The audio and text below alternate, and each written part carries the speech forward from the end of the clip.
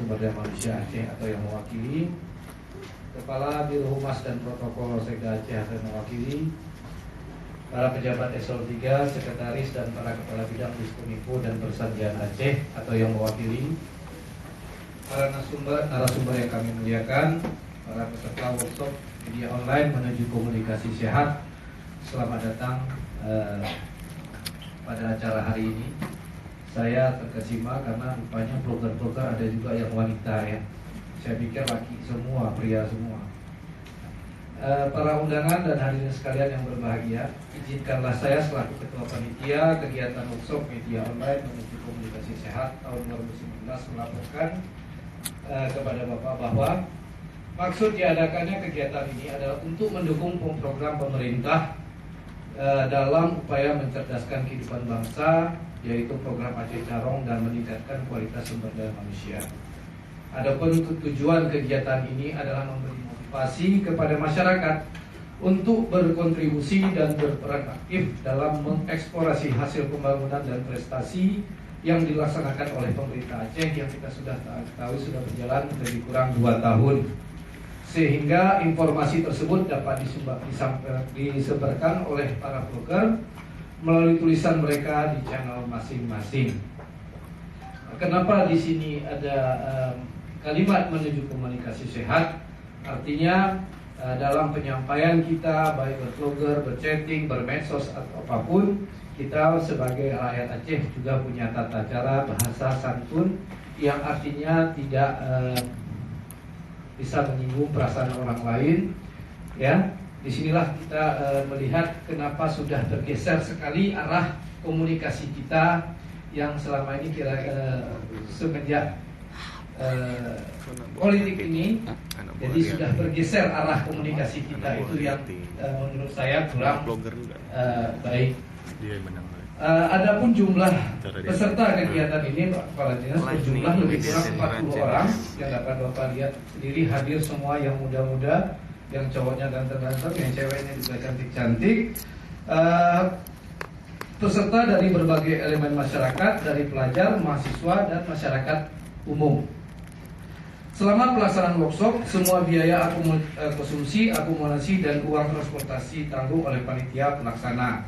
Rangkaian workshop ini Pak sudah merupakan rangkaian dari nanti ada kegiatan dalam penilaian pembuatan plot yang terkait dengan pembangunan pemerintah Aceh selama 2 tahun. Demikian Pak laporan singkat saya dan dimohon kepada Bapak Kepala Dinas Informatika dan Persediaan Aceh untuk menyampaikan demikian laporan singkat saya Pak. Kami mohon kepada Bapak Kepala Dinas untuk dapat membuka secara resmi sekaligus dapat memberikan materi apa yang dimaksudkan dengan komunikasi sehat ini. Demikian yang dapat saya sampaikan. Wabillahi taufiq wal hidayah. Assalamualaikum warahmatullahi wabarakatuh.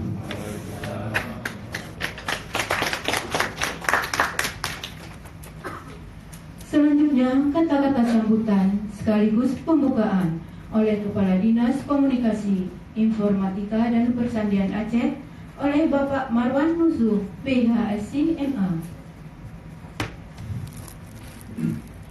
Assalamualaikum warahmatullahi wabarakatuh.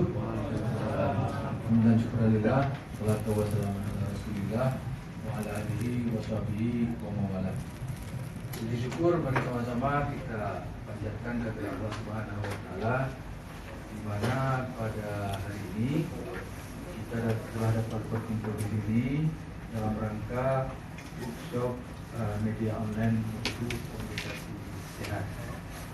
Bapak Ibu sekalian, tentunya ini selalu kalau dalam pembukaan saya memberikan kata sambutan, tentunya ini dengan izin Allah ya. Kalau tidak dengan izin Allah, pasti ada sesuatu hal yang membuat kita tidak bisa berkumpul di sini, walaupun perencanaannya ada R, tapi ada hal yang di luar kemampuan Selanjutnya, salawat dan salam mari sama-sama kita sampaikan kepada Nabi besar Muhammad SAW yang telah membawa kita dari alam jahiliyah ke alam kawan, sehingga kita pada hari ini telah dapat mengetahui mana yang benar, mana yang salah menurut indikator agama. Dan benar dan salah itu menurut indikator kita masing-masing. Kalau benar dan salah itu menurut indikator manusia, mungkin hari ini kalau saya enak sarapan pagi dari di rumah, kalau benar menurut saya hari ini begini, besok belum tentu demikian, besok sudah lain lagi. Ini kalau manusia itu adalah disebut berubah-ubah, ya, berubah-ubah. Apa yang kita anggap bagus hari ini belum tentu bisa menjamin besok itu bagus menurut kita. Demikian juga sebaliknya, apa yang kita anggap hari ini belum bisa menjamin besok menurut kita itu adalah jelek.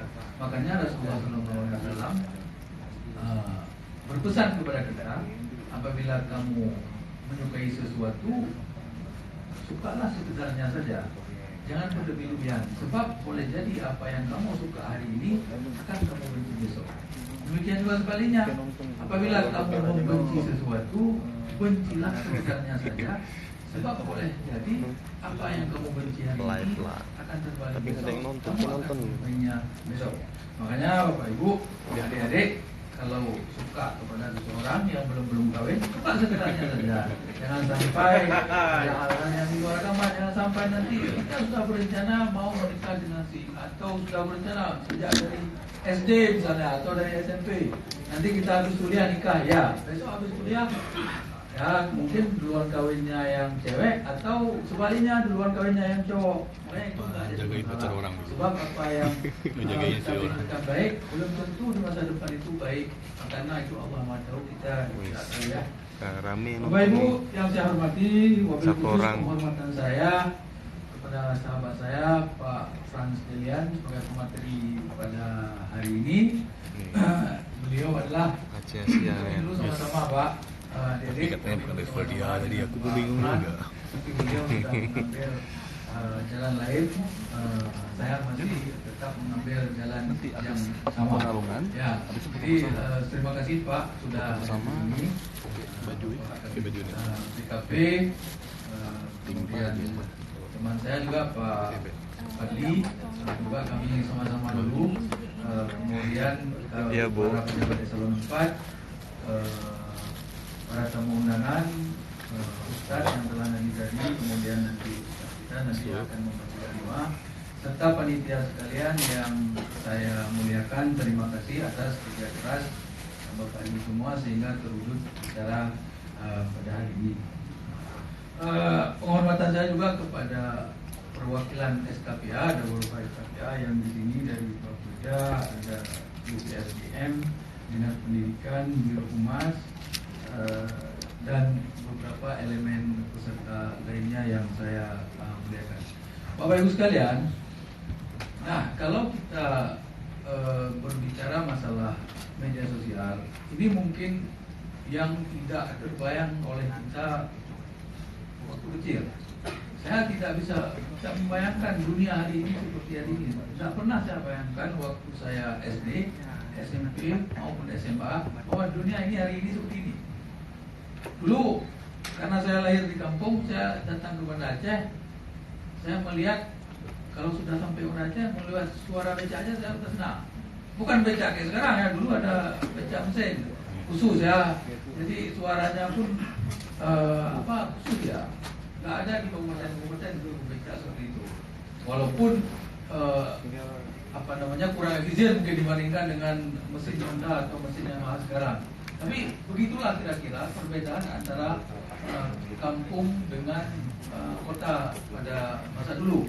Kalau kita melihat TV hitam putih juga sudah cukup tenang. TV hitam putih itu pun model seperti lemari itu sudah hebat kali ya waktu itu. Jadi itu beda antara kota dengan pedesaan pada waktu itu. Tapi berbanding terbalik sekarang, apa yang ada di kota itu semuanya ada di desa. Di kampung saya hari ini apa yang saya nikmati ada di Banda Aceh, layanan internet, layanan handphone, seluler, dan lain-lain sebagainya. Itu di kampung saya hari ini juga sama, jadi tidak ada beda. apa yang kita rasakan di Banda Aceh hari ini juga dirasakan oleh masyarakat di desa pada hari ini. Mungkin ada beberapa kampung yang belum terlayani internet, tapi mayoritas sudah ada. Inilah yang namanya disebut dalam bahasa Inggris disebut the world is no borders. Dunia itu adalah tanpa batas. Dunia, apa yang terjadi di kutub paling utara sekalipun dalam tempoh menit sudah kita ketahui di sini di Indonesia. Demikian juga sebaliknya, apa yang terjadi di Indonesia sudah diketahui oleh dunia luar. Inilah Bapak Ibu sekalian yang disebut dengan komunikasi. Makanya kami berinisiatif, terima kasih kepada Pak Al-Fajrian dan kawan-kawan sudah berinisiatif untuk membuat kompetisi blog atau blogger. Saya tadi melihat adik-adik di sini, apa ini, yakin nggak yang bisa blogger? Tapi saya yakin, karena saya melihat anak saya di rumah, dia SMP, kelas 1 SMP, dia sudah main Rubik itu, dia lihat di YouTube, rumusnya ada. Sekarang nggak lihat lagi dia main Rubik yang seperti itu. Nah, makanya saya nggak heran, jangan-jangan nanti ini yang muncul dibandingkan dengan yang lain. Jangan dilihat dari sisi badannya, ini adalah kecilnya, ini dan saya yakin ini adik-adik ini kalau dia tidak ada kapasitas, dia nggak akan mungkin datang ke sini. Dan saya yakin ini kapasitasnya adalah besar, bukan dari sisi badan ya, bukan berat badan, tapi kapasitas ilmu pengetahuan dia dalam mengelola blog. Nah, itu saya yakin dan saya salut adik-adik kita sudah berani datang ke sini membuat kompetisi yang dibuat oleh pemerintah provinsi di level Kota Banda Aceh ini.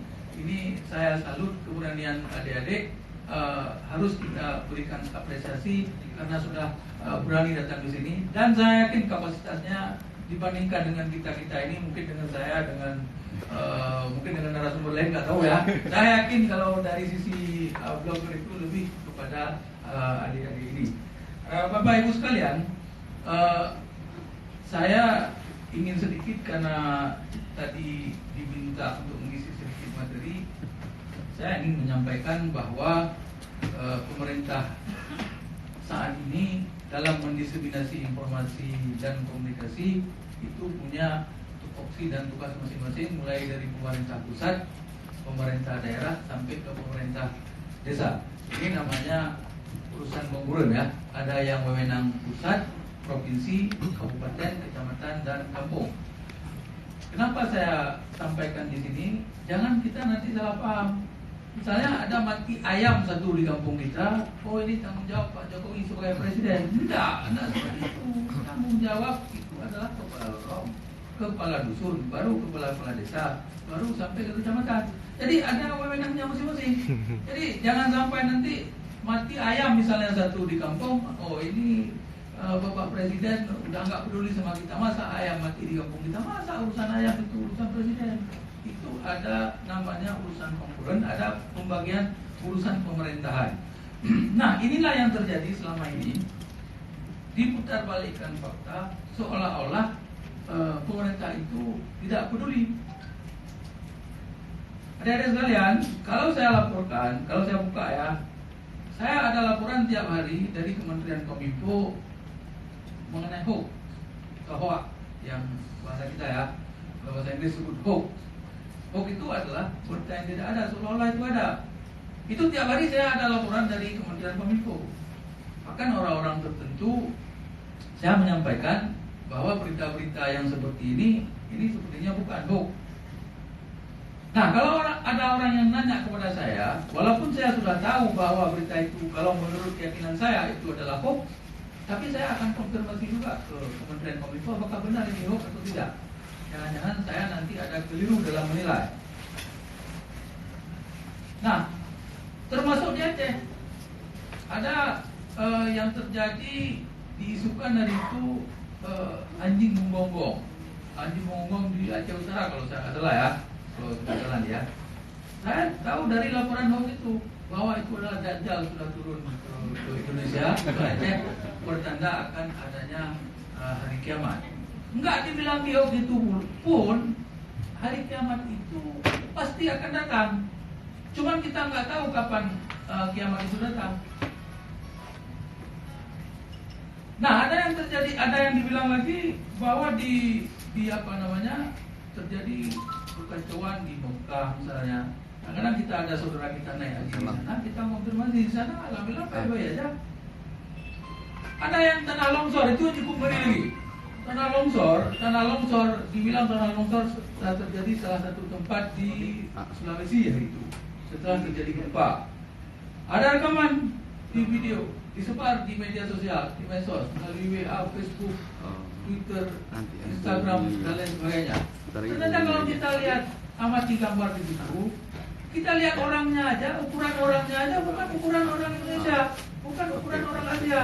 Orangnya tinggi-tinggi besar. Mana ada orang kita tinggi-tinggi besar semuanya? Pakai celana pendek. Mana ada orang di Aceh, jarang ya, bukan nggak ada ya, jarang yang pakai celana pendek. Yang mayoritas pakai celana pendek kalau sudah berkumpul dalam tempat-tempat keramaian. Habis itu bentuk gunungnya lagi, nggak ada bentuk gunung seperti itu di Indonesia. Yang ada itu adalah bentuk gunung di Amerika Latin.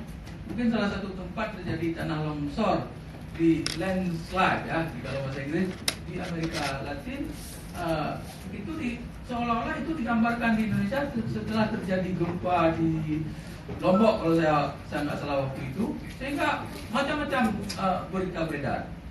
Dan yang heran saya, kenapa berita ini cepat kali beredar di kalangan-kalangan orang-orang terdidik pula.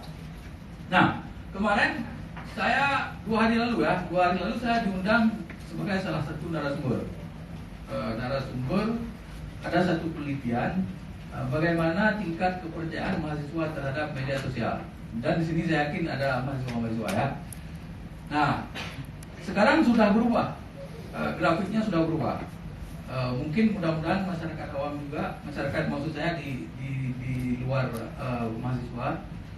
Kalau di situ ada yang namanya dalam statistik min ya, rata-rata kalau angka 3 itu sudah baik.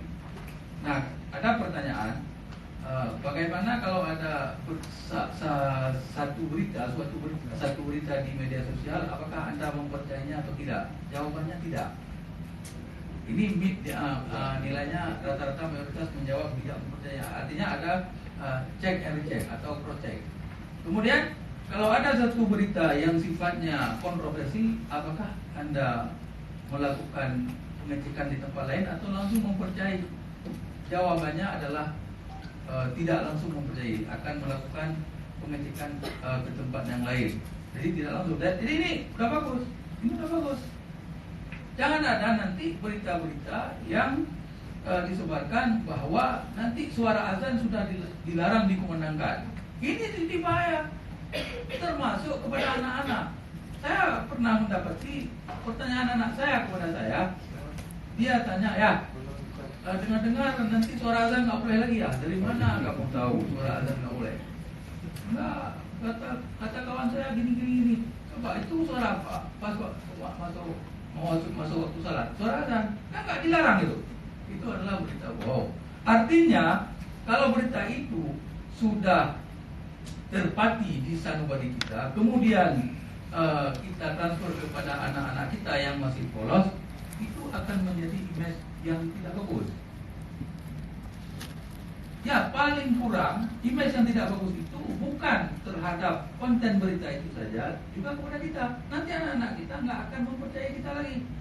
Misalnya kita sudah termakan dengan berita-berita hoax yang tidak jelas asal usulnya, kita bilang kepada anak kita bahwa ini seperti itu. Besok yang benar kita bilang belum tentu dia percaya. Nah, apalagi pada vlogger ini nanti yang membuat vlogger, misalnya ada berita-berita yang sumbernya kurang terpercaya, langsung menyebarkan berita. Nah, ini kan cukup bahaya. Yang mau membaca nanti ratusan ribuan bahkan